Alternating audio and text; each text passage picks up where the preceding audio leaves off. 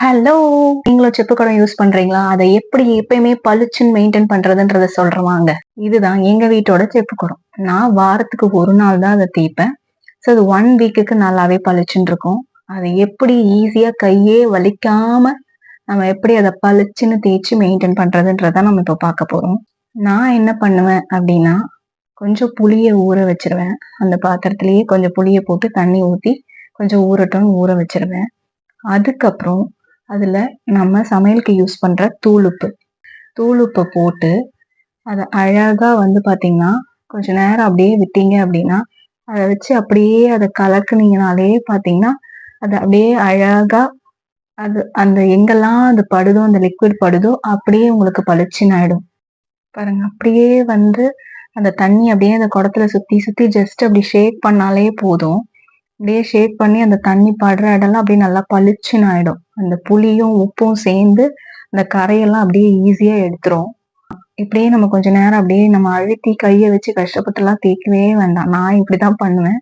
பாருங்க இந்த மாரி அப்படியே நம்ம ஷேக் பண்ணிட்டே இருந்தோம் அப்படின்னா, ஃபுல்லா அந்த கரையெல்லாம் வந்து நல்லா கம்ப்ளீட்டா கிளியர் ஆயிடும்.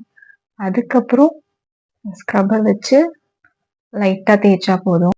அப்படியே இந்த மேல வாய் பகுதி, எல்லாம் மேல எல்லாமே வந்து கம்ப்ளீட்டா அந்த லிக்விடயே எடுத்து வெளிலயும் அப்படியே அப்ளை பண்ணி நம்ம தேய்ச்சிட்டோம் அப்படின்னா நல்லா பளிச்சுன்னு ஆயிடும். இன்னும் கொஞ்சம் அப்படியே வந்து அந்த லிக்விடு, கொஞ்சம் சால்ட்டு லைட்டா தொட்டு அப்படியே தேய்ச்சோம் அப்படின்னாலே பாருங்க ரொம்ப அழுத்தியெல்லாம் தேய்க்கவே வேண்டாம். அப்படியே லைட்டா தேய்ச்சாலே போதும். அந்த கரை அப்படியே பளிச்சுன்னு ஆயிடும்.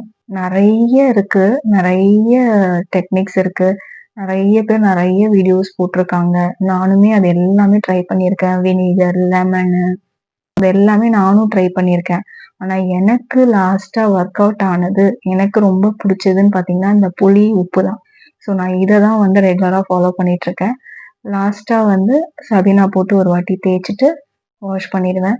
ஸோ எனக்கு ரொம்ப புடிச்சு நான் ஃபாலோ பண்றது புளி, உப்பு தாங்க. செம்மையா இருக்கும். நல்லா பளிச்சுன்னு அழகா ஷைனிங்கா இருக்கும். நீங்க மத்த இந்த பிராஸ் கெமிக்கல்லாம் கடையில விக்கிது பாருங்க. அதெல்லாம் யூஸ் பண்ணீங்கன்னா கூட சடனா வந்து ஒரு மாரி கருத்துர்ற மாரி ஆயிடும்.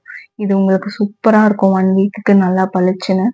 ஸோ இத வாஷ் பண்ணிட்டு லாஸ்ட்டா கொஞ்சம் வந்து நம்மளோட ஆர்ஓ வாட்டர் நம்ம குடிக்கிற வாட்டர் அத ஒரு கப்பு புடிச்சு மேல ஊத்தி வாஷ் பண்ணிட்டு, ஒரு தண்ணி நல்லா காட்டன் கிளாத் வச்சு தொடச்சிட்டு, ட்ரை பண்ணிட்டு மெயின்டெயின் பண்ணோம். தண்ணி புடிச்சு அதுக்கப்புறம் மெயின்டெயின் பண்ணோம் அப்படின்னா, 1 வீக்குக்கு சூப்பரா இருக்கும். வீக்லி ஒன்ஸ் தேய்ச்சா போதும். ட்ரை பண்ணி பாருங்க.